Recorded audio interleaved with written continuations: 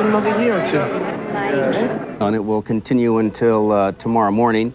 The situation remains much calmer than last night. That perhaps is because of the presence of 3,000 National Guard troops. You can see, I think, a smoldering fire in that building.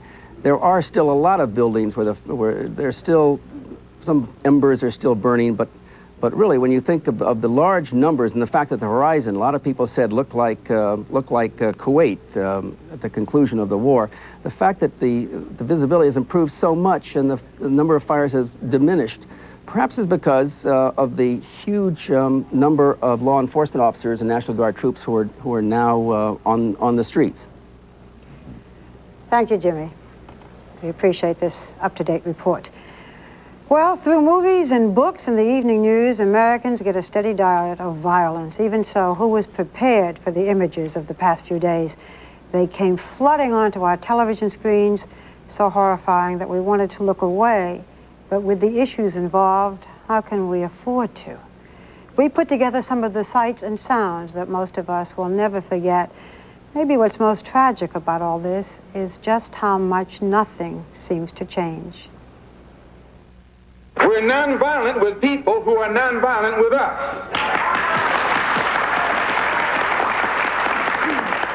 But we are not nonviolent with anyone who is violent with us. We, the jury, find the defendant, Timothy E. Wynn, not guilty of the crime of assault by J. Pacino, not guilty of Stacy C. Queen, not guilty of the crime of assault. They can get it on videotape and we still can't get a conviction. We found another fire that has just broken out within the last 2 minutes or so. It is beginning to look and sound more and more like August of 1965. A little while ago, definitely gunshots. As you can see, this is just a terrible, terrible explosive situation here. This is what most people in Southern California dreaded. Slowly but surely, we're gaining control. It's not a black thing! It's not a black thing! No, it's not a black thing! It's been a black thing for the last 300 years! Why did you do this? I don't know, because it's free. Because it's free? Yeah. Don't you know it's wrong? Nah, You don't care? I don't care. The United States, how come they let that happen to the place? Why didn't they guard? Y'all running out of there with the food. I got to do some shopping. I don't have any food in the house. Lootings, beatings, and random violence against innocent victims must be condemned.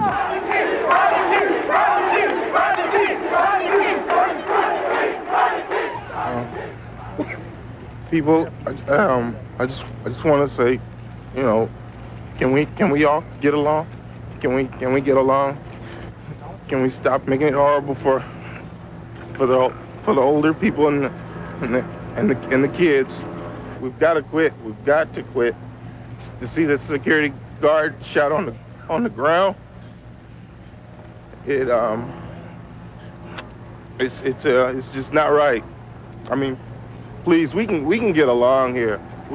We all can get along. We just gotta, you know. I mean, we're all stuck here for a while. Let's try to work it out. Let's try to beat it. You know. Let's try and work it out.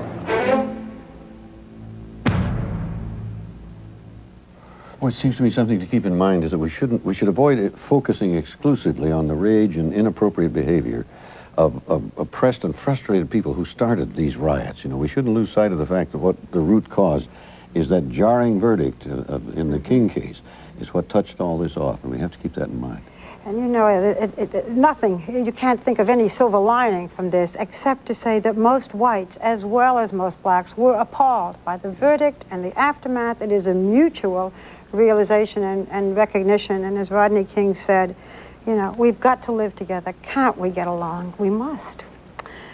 We'll be right back. You can walk a block or two in almost any direction from here and find a quiet residential neighborhood without a hint of violence in the air. Does that mean the trouble is over? Who knows? Community and church leaders are doing all they can to help those who lost their businesses, who've been burned out of their homes. They're doing what they can to act as a bridge between those who control the system and those who've lost all faith in it. As Friday evening falls here in Los Angeles, there seems to be some small cause for optimism, a pause at least. Will it hold? Will it last? In the long run, not until we start listening to one another and hearing some of the underlying causes of the rage. That's what we hope to do here this evening. Voices have been raised today from all quarters calling for an end to the madness. From the president. What is going on in L.A. must and will stop. As your president, I guarantee you this violence will end. From Rodney King. People, I just want to say, you know, can we all get along? Can we get along? Tonight, we'll also hear from gang members on the street and community leaders who will talk with me inside the First AME Church. This is an ABC News Nightline special edition, Stop the Madness. Reporting from South Central Los Angeles, Ted Koppel. Once again, it has been an eventful day here in Los Angeles. To begin our broadcast, this report from Judy Mullen. Second night of a dusk to dawn curfew has ushered in a nervous calm to Los Angeles. A weary city seems to be getting a respite from the onslaught of arson and looting of the last 2 days. And while nerves are still very much on edge, there are signs that the worst of the violence could be over. Earlier, volunteers showed up with brooms in South Central LA to begin the overwhelming job of cleaning up. I shop in this neighborhood, and it's part of my neighborhood. I think we should come out here and clean it up. You can see by as you look down the street, when we first got out here, we had about 20 people that snowballed. I think this shows that people truly care about the community that they live in, and that they want this to stop. Many residents seemed shell-shocked, even as they tried to understand the devastation around them. My kids, they got a lot of questions. They're confused. I tried talking to my son last night, and he still didn't understand what's going on. You know, I hope when you go home, you see this, you know, happening to your house, to your business, then you would feel what we're feeling right now. When you go to your business and finding out that you don't have a job, then you would feel all the anger that we're feeling right now. In an effort to dampen the volatile emotions, Jesse Jackson walked through troubled neighborhoods and talked with residents. Like this is not our fault, and I'm tired of this. I love you. This is them. Hug me, baby. Hug me, baby. Black people. I lived here my whole life. Why the hell are we gonna burn down a hospital? What do we have to do by burning down a hospital? Yeah. We don't need to burn this stuff down. It's not just us. But surely the most poignant call for calm came from the man at the center of the storm. Rodney King emerged from hiding to call for an end to the violence. We've got to quit. We've got to quit. You know, after all, I mean, I can understand the first upset for the first 2 hours after the verdict, but to keep going on like this, and to see the security guard shot on the ground, it's just not right. It's just not right, because those people will never go home to their families again. And I mean, please, we can get along here. Top officials from the Justice Department were in Los Angeles to make it clear that the file on Rodney King's case is not closed. A federal grand jury here in Los Angeles is being utilized to develop the investigation of the Rodney King incident. A grand jury subpoena has been issued today in furtherance of that investigation. President Bush also weighed in this evening, announcing he is sending in Marine and Army troops to help restore order. What we saw last night and the night before in Los Angeles is not about civil rights. It's not about the great cause of equality that all Americans must uphold. It's not a message of protest. It's been the brutality of a mob, pure and simple. And let me assure you, I will use whatever force is necessary to restore order. But even as more troops take to the streets, local residents are taking steps to curb the looting and arson. One liquor store was saved by alert neighbors. Yesterday around 8:30, somebody called me my house, my neighbor, and somebody break my store, maybe 4 or 5 people, and they called me, and So I'm here, and what happened is my neighbor shot them 3 times, and they run away. We want peace! We want peace! We want peace! In Koreatown, where so many businesses were damaged, this day saw a peace demonstration. Hollywood did its part today as well in the best way Hollywood knows how, with celebrities. They joined in a statement denouncing both the verdict and the violence. I'm sad that the writing has been on the wall for the last 5 years. People of color, all backgrounds and nationalities have been saying we have a problem. We're going to try in the best way that we can to deal with people who have no food. Congresswoman Maxine went into her devastated district to rally the community to action. And tonight, the community responded. These signs of hope do not mean all the trouble has ended. Just before sunset, police officers were fired upon near a major freeway. Tomorrow, city courts will open so arraignments can begin for the more than 4,000 people arrested in this week's violence. Judy Muller for Nightline in Los Angeles. A word about where I am in a moment, but first we want to show you a picture, a live helicopter shot that is being taken even as I speak to you. Let's take a look at it right now. What you see there, of course, is a scene that we've become accustomed to seeing over the past few nights, namely a fire burning, but if we can get that camera to pull back a little bit, you will see something that will give us a little cause for hope. As you look out over that widening panorama, you will see that there is only one fire that is burning right now, and that represents something of an improvement over the last 2 nights. When we come back, I'll be talking with a couple of gang members who have a position to make among their positions that they are at war with the police. This special edition of ABC News Nightline is brought to you by the Diamond Anniversary Band. This special edition of Nightline, live from the First AME Church of Los Angeles, continues. Here again, Ted Koppel. Actually, we are coming to you not only live from the First AME Church in South Central Los Angeles, we're coming to you from an area that has housed and fed a number of people over the past couple of days who had no homes to go to. This has been a key area in this district in terms of trying to heal at least some of the preliminary wounds, people who had no place to go to. We wanted to have on this panel here in this church a couple of gang members, one from the Crips, one from the Bloods. There were objections raised to bringing them in here. These are 2 young men, one whose gang name is Little Monster, the other whose gang name is Bone, who came to our attention because of a recent book written by journalist Leon Bing, the book Do or Die.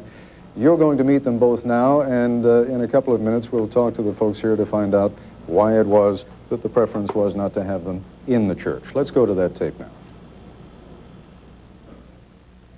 Bone, you and I talked on the phone the other day, and you told me you didn't think these people in the church represent the community, represent the neighborhood.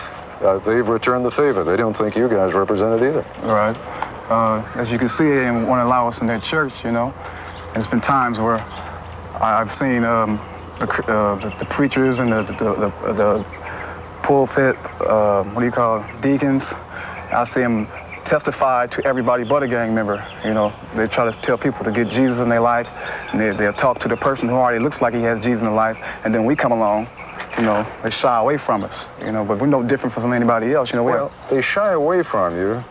I mean, I'm going to use your name now, the name you've asked me to use. You don't want to use your real name, you want to use your gang name. That's right. Little Monster, right? That's right. Even that speaks of violence, doesn't it? It's a tough name. Hey, the Bible says come as you are. It doesn't say because of your moniker or the clothes that you wear. Yeah. You know, but here's a solid example of how the church and the community are not working together. Yeah. Neither one of you is an active gang member right now, is that correct? I'm not active. But that teardrop that you have tattooed under your eye, what does that signify?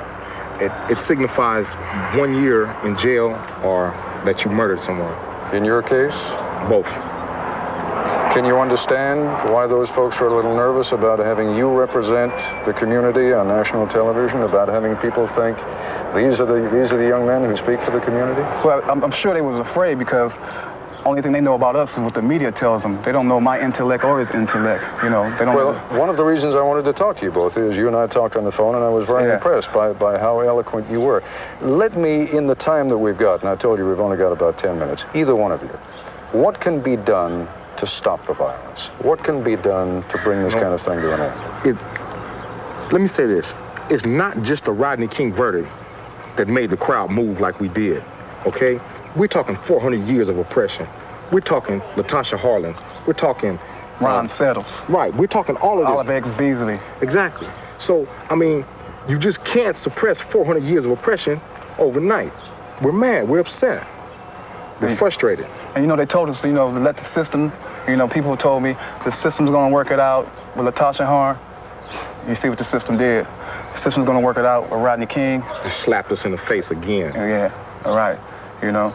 And people feel that we're not responsible citizens to come across the nation. That's because they don't know us. The only thing they know about us is what the media tells them, you know, and they look at us through the eyes of the media, and so they so-called afraid. But I know plenty of churches that bring us up there every Friday, every Sunday. You know, I know churches that love to have us, you know. Let me ask you both something. We're standing in front of a building that's still smoking, right? Still smoldering. This was, until yesterday or the day before, it was an apartment building. It was a home. People lived there.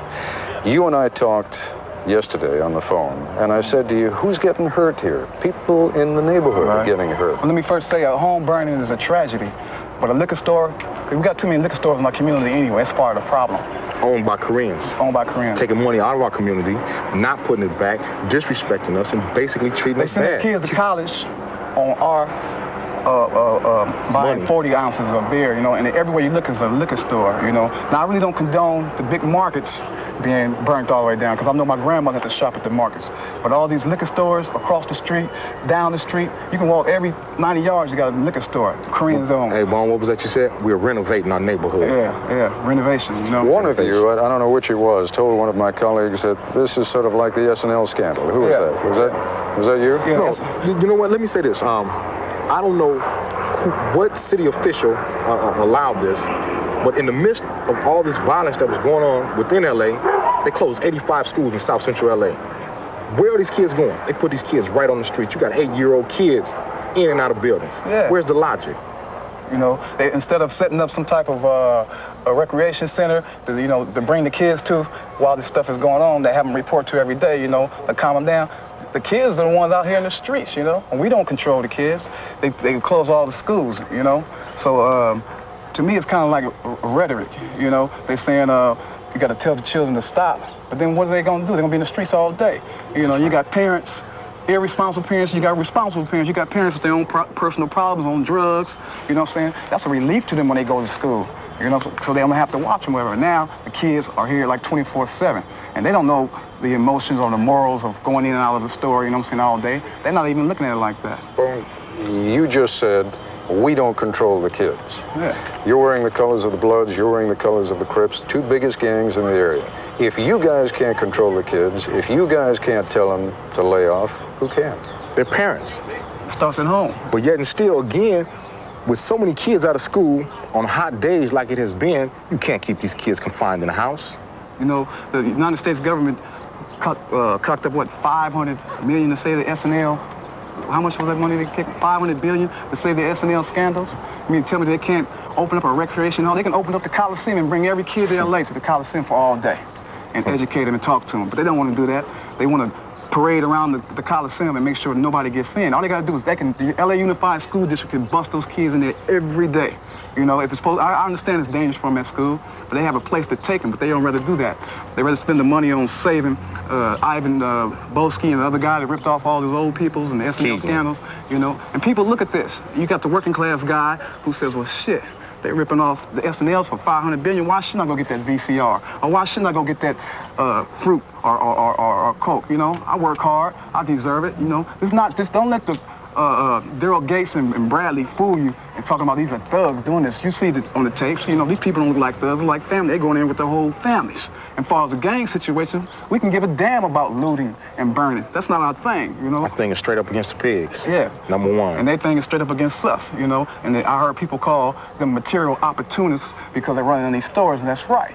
And with the gangbangers, this opportunity is to get at these police, you know what I'm saying? Because they've been killing us, stomping us, slapping us for years, you know, but it never comes out. And everybody knows they've been doing it since the beginning of time. And when we get them on tape, they get found not guilty in a system that doesn't count for us. In the couple of minutes that we've got left together, sum up for me what difference it would have made in the Rodney King verdict if one or more of those cops had been found guilty. You think you think this would have been stopped, or would it just have been something else that would have triggered it? I think had they been found guilty, not one, but all four on all counts. Because all four of them was guilty. Exactly. Had they been found guilty, none of this would have happened. You wouldn't even be standing here, Ted. None of this would have happened. Somewhere else. That's true. Tonight. Yeah. Right. But maybe I'd be here next week or the week or after next year, maybe. It's no doubt because the situation in LA has been volatile for But see, that would time. have been the uplift of the people. Finally, they caught the guys with their hand in the cookie jar. That's right. So we figured they're gonna prosecute and they got them. And we can feel that justice is working for us in our community, which it hasn't. That's it right. never has. And me, myself, I never had faith in the system. When I seen him on videotape and I watched Terry White prosecute him, you know, I said, well, maybe this is gonna be the turning point. Maybe this time, we do gonna get some justice. And I heard the verdict, man. I was in the store and I watched a grown man cry with his little 7-year-old, you know. He didn't say why he was crying, but I knew. I didn't ask him because I heard the word too, you know. It was just a slap in the face. You know, and don't be fooled and let them try to, now they're gonna write it off on the gangs that's doing all this burning and shit. That's not us. That's right. That's not us. You can go to any neighborhood, they're in their own neighborhoods, and they're waiting for it to get dark, like the police are waiting for it to get dark, because the police want to kill the so-called gang member and vice versa. So it's on, back we don't and care forth, nothing each about way.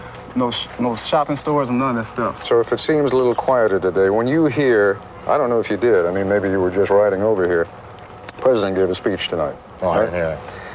Calling for a restraint, asking for people. Right? Yeah. Does that have any impact on you when George Bush talks? Look, George Bush doesn't have any, the only impact that he's had on our community has been his years under Reagan, when Reagan's steadily snatching social programs out of our communities. You see what I'm saying? The same CEDAR programs who came about because of the Watch Riot.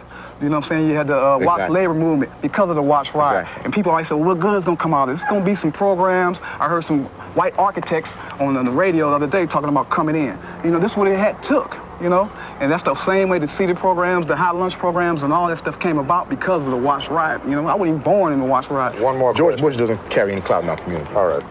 Rodney King came out today. Seemed genuinely moved, really concerned about all the violence. Begging people. I saw that. To back off. I saw that. How about that? Does that have any impact on you? No, it doesn't, because like I said, it's just not about Rodney King. Rodney King lit the match. Yeah. Now we're burning. Yeah. You see what I'm saying? Yeah. It's just not Rodney King. It's everything that's been going on. We've been slapped in our face time and time again. This Rodney King case is an exact replica of what happened with Arthur McDuffie in 1979 in Miami. That's right. And then they had the riots in 1980. And what was her name? Eula Love. They shot her 19 1978. times. She had a butter knife from across the street. That's right. You know, they claim to be so professional, but they need to do their job and take people to the correctional. You know, instead of apprehending, they rather shoot anyway. All right. I'm sure that there'll be a lot of people tonight watching this broadcast who will not agree with what you've said, but I'm sure they will agree. You're both eloquent young men, and I thank you for coming here tonight and talking to me. Okay, can I say something to the Church of AME across the street? As long as it's polite. It's very polite. Sir, I don't know your name, Reverend, whoever, but it's okay you didn't accept us in your church, because we've not been accepted anywhere. You know, I was kind of surprised, but then again, I was not kind of surprised, because I know the politics of the church, you know what I'm saying? Not all churches, I'm not stereotyping all churches, but I wanted to be on record that the AME church, they want to stop the problem, you know what I'm saying? And we here, but they put us in the back alley while they sit over there and take breaking bread and water. Crooks and criminals. Gentlemen, again, I thank you both. All right, thank you for having us. And here we are, live once again at the First AME Church. And when we come back in just a couple of minutes, we'll be talking to the pastor of this church and to 3 other guests whom I'll be introducing in just a moment.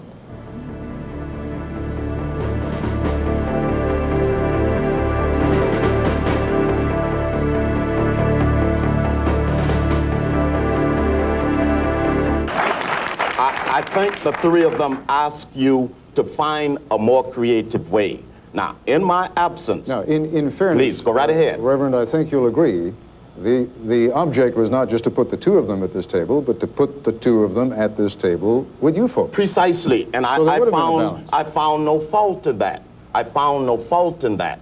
but they weren't privileged to that understanding. I learned that the committee had met with you, and last, I said, no, not me, get someone else from the staff. I don't want the high exposure, so forth. I push others. They said, no, you do it, for whatever reasons you chose. Now, for those two young men to say they're not welcome here, all 8,000 members of this congregation know they are not telling the truth. But this is what I mean. Okay. All right, one more second, please. Sure. One more second, if you'll allow. This is what I mean by utter manipulation. When you could not have the prescribed, wait 1 second, please. When you could not have the prescribed format you want, you took your jaundiced view and you put black men against black men. The Bloods and the Crips are not our enemy. We are not each other's enemy. I would give my life for the Bloods. I would give my life for the Crips. I have given my energies and my all to them. They are two of the few Bloods and Crips who will say this is not a home, because the guys in this area will say the church is ours. They come for food, they come for clothing. I go down to the jail each Monday, we work together. But you wanted your format. The committee spoke to you not to have it, so you sick them on us. Tell me I'm wrong. I will. Tell me I'm wrong. Tell me I'm wrong. I will. You literally sick them on us and us on them. My Bloods, my Crips, my sons, I love you. This is not true.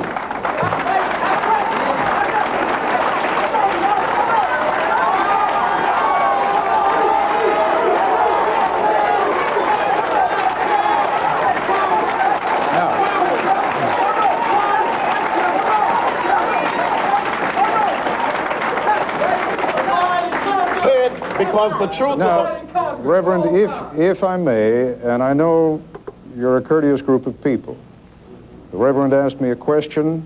I'm sure you'll do me the courtesy of allowing me to respond to that question. By all means.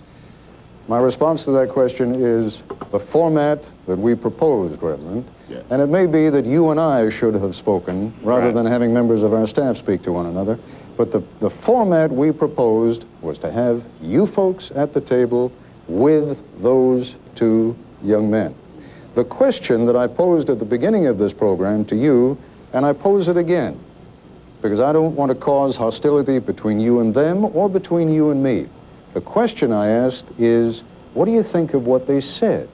Oh, but your question was, why didn't we want them? That is correct. And we did want them. Because I said, why? What was it in what they said that couldn't have been said in this room? Nothing. Good. Because it has been said all week long. See, again, it's from the white man's jaundiced view. They said no truth that's not said upstairs from the pulpit of this church every Sunday in the year. All right. Number two. The truth does not have to be spoken in cryptic English for it to be truth. Number three, you cannot delineate a black man from the streets from a black man who is not from the streets, because all black men come from the streets. They have no exclusive hold. They have no exclusive hold on the streets. I know the street jargon 10 times better than they. I have lashes on my back from the Ku Klux Klan. I will never hurt a brother. They will never hurt a brother unless they are sick on a brother. Even though they find me their enemy, I still love them. They could sit at this table and we could talk all night and we would agree on the very same principles. And indeed, Reverend, and you'll have to forgive me because we're going to have to take a break. Indeed, Reverend, they asked me to pass on to you that they do want to meet with you. They do want to talk with you. I wish they were here this moment. Very good. I don't know where they are. If we can still bring them in, we still will. But it's a calumny against the black church for Reverend, that to be shown to America and to say we discriminate against our church.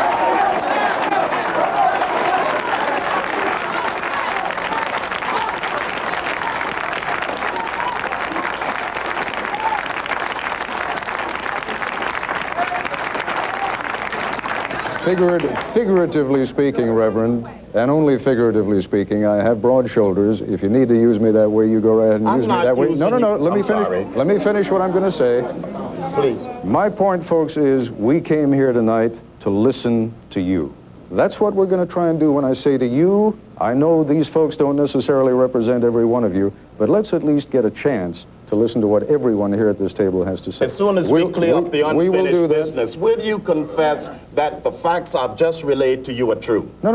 The facts are as I said them, that we had wanted all 6 of you to be sitting at the table here. But why aren't the young men here? Because we were told you didn't want them here. You were told by a committee who negotiated with you that that's a jaundiced view, a one-sided view, and that's all too often shown. I was privileged. When I saw that, I was flabbergasted. Let me point to my watch. Yes. Now we got 25 minutes left in this broadcast. With all due respect, I'd like to suggest we even have some other things that are important that we need to talk about. We'll be back in a moment.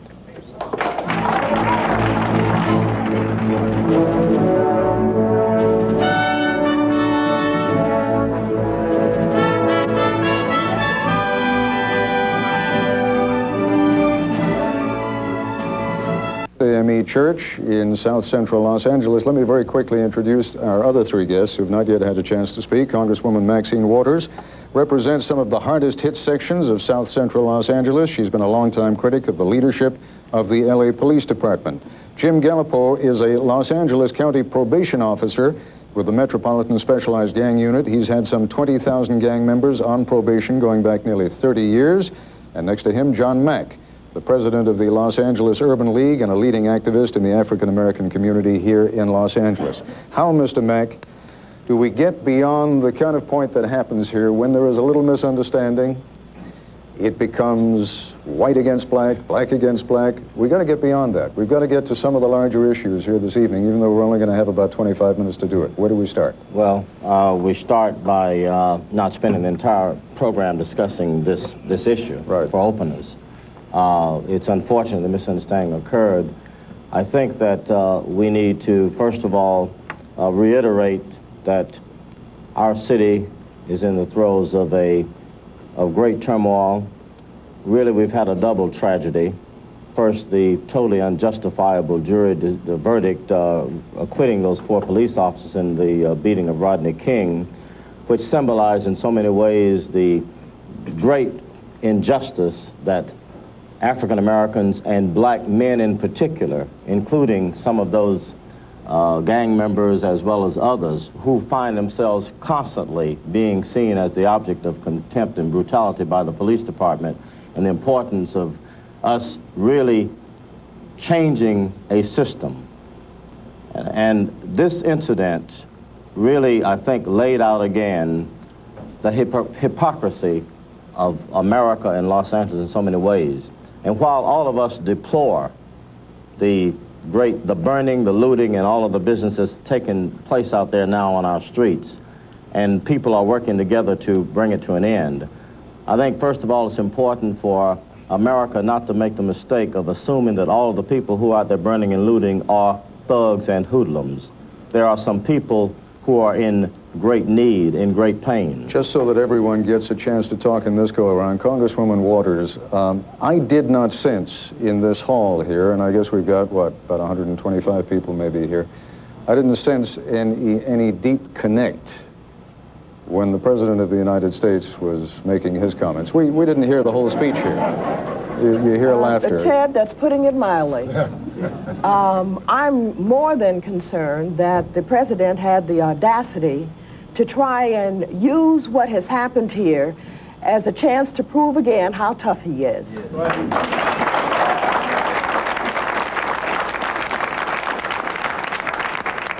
It is no secret that this community does not like George Bush. And let me tell you, instead of his get tough second Persian Gulf message, what he should have been doing is talking about the peace dividend for reinvestment in America so that these young people will have some opportunities in inner cities. He has dropped off of America's agenda these inner cities where there are no jobs, there's little or no job training. Industries have gotten tax credits from him and his kind. They've taken the profits, put it in their pockets, didn't reinvest it in the state-of-the-art equipment so that they could have more jobs, exported the jobs to third world countries for cheap labor markets, and he's got the audacity to tell us how tough he's going to be. street. He's inflaming the situation. Let me interrupt you one quick moment because I want to get a quick comment from Jim Gallipo. You talked to a number of these young people on the streets. Is there a leader out there, and I don't want to limit it to white leader, black leader, Hispanic leader. Is there someone that they respect who does stand for something in their eyes, who could make a difference? I'm talking about a national leader, a politician. There are a number of leaders that captivate, you know, the young gang members, particularly the black young gang members' fancy. Jesse Jackson is a very articulate, handsome, you know, they can relate to what Jesse Jackson says. He's somebody who, when he comes down, my experience, which has been since the Crips and the Blood started, is that every time Jesse goes into a project in Watts or goes someplace, people do listen. But at this point, my frustration is that I don't care who you are, unless you're going to stay with this community and be here all the time, I don't see anybody who's getting the job done. The leaders, unfortunately, what I'll discuss with the Reverend after the meeting, the leaders are these kind of guys. See, the guys that my youngsters, the gang members that are what are called hardcore gang members between 15 and 19 or 20, the guys they listen to like Jesus Christ are these, what they call OG, original gangsters. Got to cut you off at that point. We have to take another quick break. When we come back, I want to talk about another area of tension in this community, the tension between Koreans and blacks. Let's have these four folks talk about that when we come back.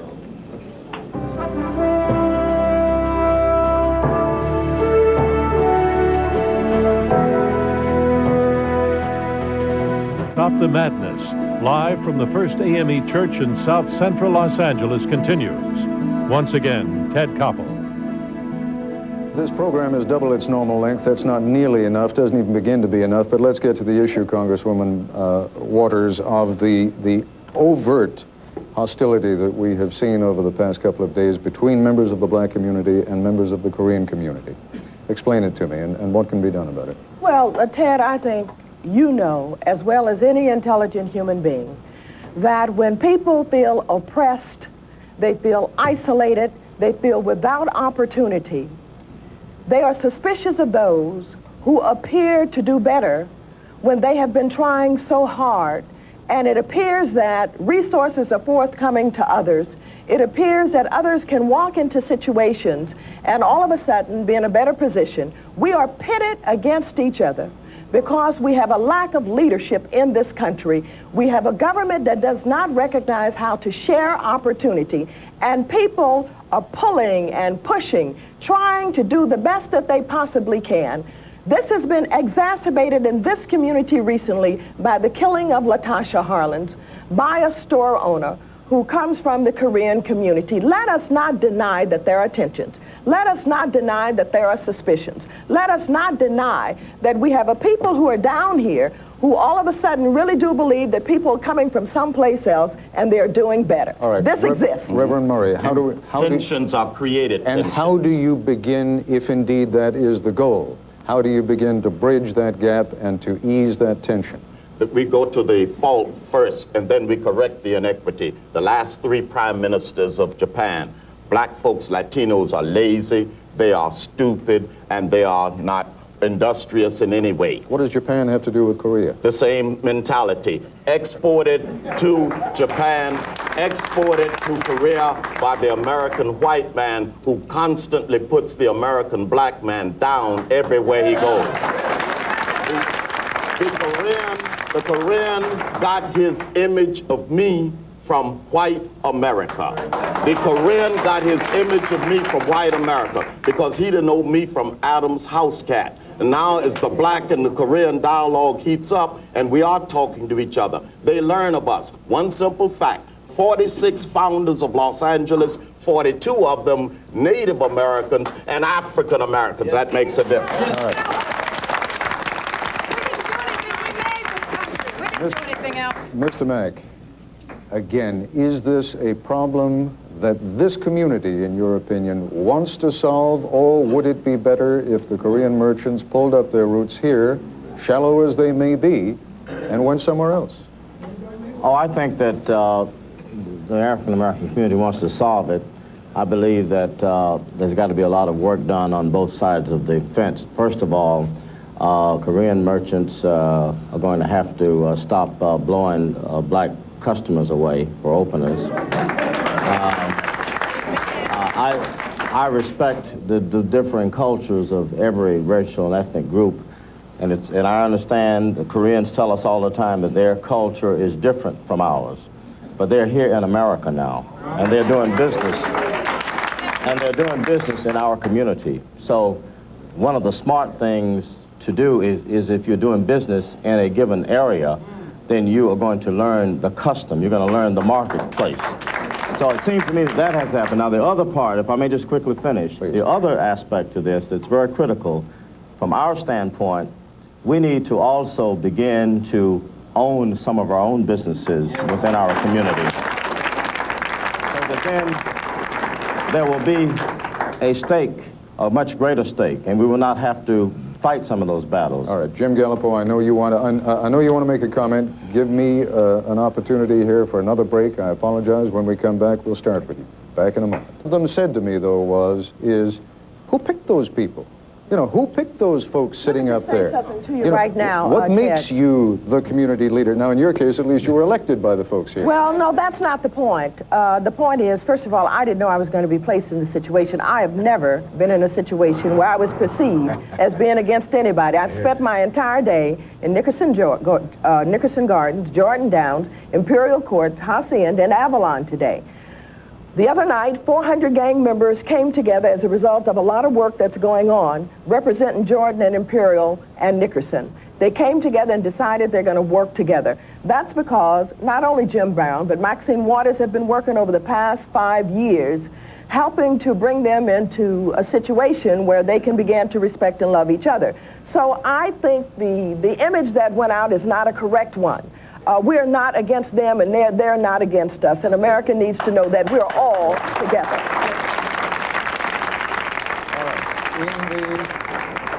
In the last, I'm not sure, I think we have about a minute and a half left. John Mack, if you would be good enough to take 30 seconds, let the Reverend have the last 30 seconds. Well, I just think that it's important for us to, as difficult as it is, to get beyond the crisis. Yeah, it's rough. But I would want to say to the people of Los Angeles and to America that it's important that we, this time around, learn something that was not learned after the 1965 rebellion.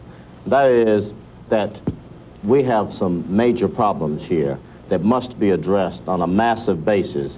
And it's important for people not to just dismiss the rioting and say that we don't have a job to do. We got a lot of problems. Reverend Cecil Murray, you get the last word. I would like to say to America, Los Angeles is going to show you something. We're the most unique city in the world. We're going to work our way through. Then all the other cities and all the other states can learn by our mistakes. We are on our way up. We're going to make it. All right.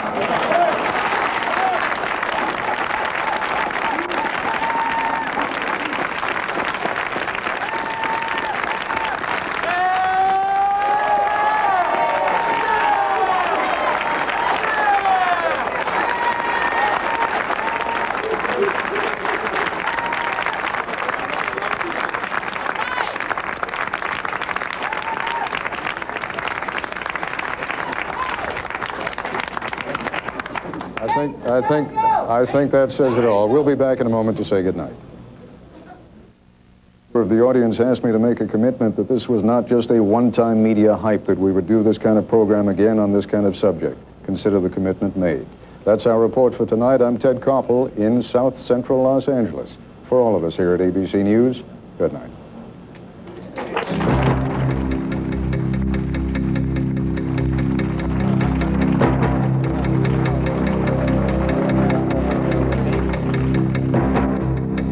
This has been a special edition of Nightline. Stop the madness. Nightline is a presentation of ABC News. More Americans get their news from ABC News than from any other source.